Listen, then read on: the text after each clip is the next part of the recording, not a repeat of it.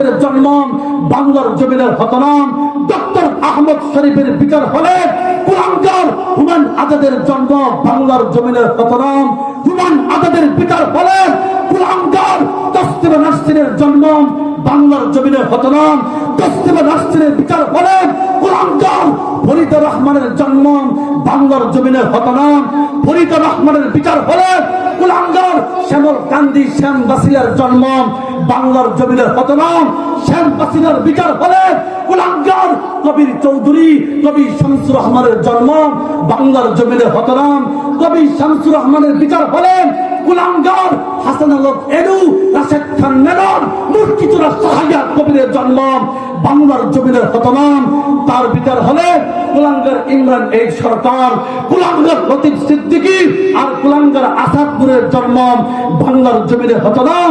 হে যুব সমাজ, এটাকে বলা হয় only on dose complete or coordinate. এক নাস্তিককে ফাঁসির কাস্টে ঝুলিয়ে শুধু নাস্তিককে সাইজ করার বিধান আল্লাহ পাক রব্বুল আলামিন ইসলামে বাতলে দিয়েছেন। কথা বলেন ঠিক না বেঠিক? পরিষ্কার ভাষায় বলতে চাই, জীবন থাকবে কি থাকবে না পরোয়া করব না, কিন্তু সাতেবে রাসূল গুস্তাখে রাসূল আল্লাহ রাসূলের দুশমন নবীর দুশমনেরা শাহজালালের পুণ্যভূমিতে খোদার কসম থাকতে দেওয়া হবে না, থাকতে দেওয়া হবে না।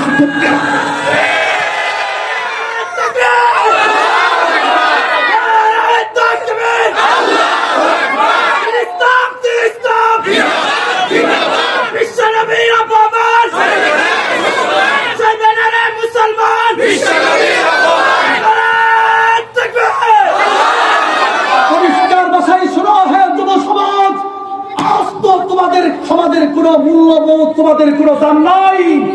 আজ তোমাদেরকে দাম তারা মূল্যায়ন কম করে, কিন্তু শোনো, তোমাদের একজন যুবক তোমাদের মতো বয়সী, শুধু এতটুকুই পার্থক্য, তুমি জানেন আর আমি হলাম একজন আলেম, এতটুকুই পার্থক্য। তোমরা আমার কাছে এক একটা যুবক আম কাঁঠালের বীজের চাইতেও দামি। কথা বলো ঠিক না বেঠে?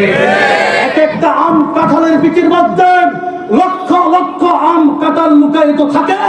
একজন যুবকের অন্তরে আমি মনে করি লক্ষ কোটি মানুষের হেদায়েতের বসাও থাকে। কথা বলো ঠিক না বেঠে?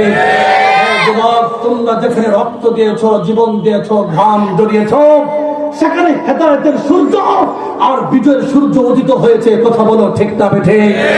তোমরা যখন 52 ভাষা আন্দোলন চলতেছিল, যুবক তোমরা যখন রক্ত দিয়েছ, 52 ভাষা আন্দোলন সফল হয়েছে। 69 গণ অভ্যুত্থানের আন্দোলন চলতেছিল, যুবক তোমরা যখন রক্ত দিয়েছ, 69 গণ অভ্যুত্থানের আন্দোলন সফল হয়েছে। 71 স্বাধীনতা বিপ্লবের আন্দোলন চলতেছিল। হে যুবক, তোমরা যখন রক্ত দিয়েছ, 71 স্বাধীনতা বিপ্লবের আন্দোলন সফল হয়েছে। 75 সিপাহী বিপ্লবের আন্দোলন চলতেছিল। হে যুবক, তোমরা যখন রক্ত দিয়েছ, 75 সিপাহী বিপ্লবের আন্দোলন সফল হয়েছে। 90 স্বৈরাচার পতনের আন্দোলন চলতেছিল। হে যুবক, তোমরা যখন রক্ত দিয়েছ, 90 স্বৈরাচার পতনের আন্দোলন সফল হয়েছে। 94 তসলিমা নাসরিন যখন দেশ বিরোধী, স্বাধীনতা বিরোধী, বোরকা বিরোধী ষড়যন্ত্র করেছিল, হে যুবক তোমরা স্লোগান তুলেছিলে, এক দফা এক দাবি, তসলিমাতি কখন যাবি।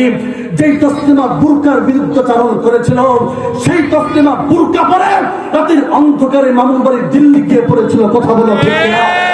2013 সালে শাহবাগী নাস্তিকার মুক্তাদের গোষ্ঠীরা যখন আমার প্রিয় পরিচার টুকরা আল্লাহ রাসূলকে যখন গালিগালাজ করলো, মুহতারাম হাজিরিন, যখন আল্লাহ রাসূলকে যখন কুটুক্তি করলো, ব্যঙ্গচিত্র করলো, যখন হুজুরদেরকে তেতুল হুজুর বলে ডাক দিল, সেদিন আহমদ শফি তোমাদেরকে ডাক দিয়েছিল, এক দফা এক দাবি। তার ডাকে সাড়া দিয়ে সমস্ত যুবক যখন শাপলা চত্বরে এক সাগর রক্ত ঢেলে দিয়েছিলেন, সেদিন নাস্তিকার মুক্তাদের গোষ্ঠীরা গর্তের ভিতরে ঢুকেছিল। হে যুব সমাজ, আর সেই গর্তের ভিতরে পাথরের চাপা দাও, ঘোষণা করো, একজন যুবক বাংলার জমিনে বেঁচে থাকতে নাস্তিকার মুক্তাদের গোষ্ঠীরা গর্তের ভিতরে থাকবি। খোদার কসম